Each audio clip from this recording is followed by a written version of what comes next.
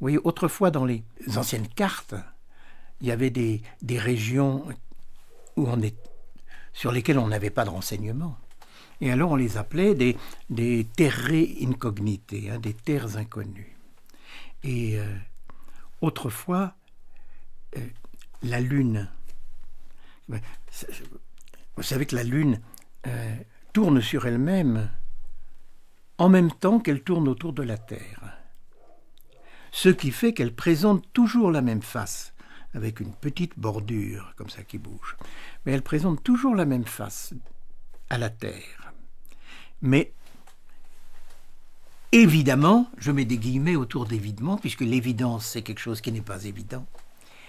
Eh bien, évidemment, on savait, on se doutait qu'il y avait un autre côté de la Lune, bon, qu'on appelait la face cachée, et sur laquelle maintenant nous avons des renseignements à cause des premières fusées russes qui ont fait le tour de la Lune et qui ont photographié la face cachée de la Lune. Et je me suis dit, il y a l'hémisphère sud, c'était en quelque sorte une face cachée de la Terre. Et il y a d'autres faces cachées de la Terre. Alors, je suis allé à la recherche, si vous voulez, des faces cachées de la Terre.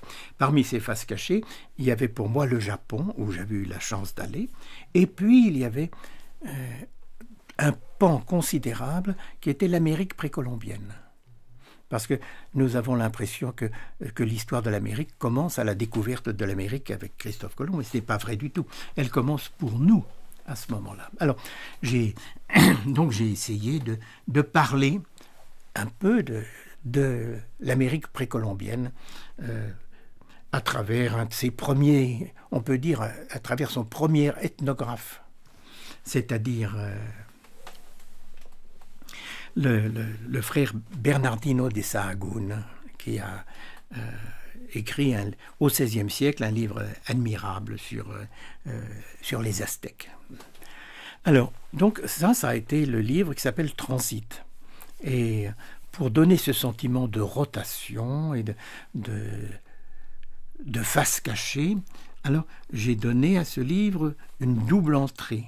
C'est-à-dire, on peut l'ouvrir d'un côté, mais on peut le retourner et l'ouvrir de l'autre côté.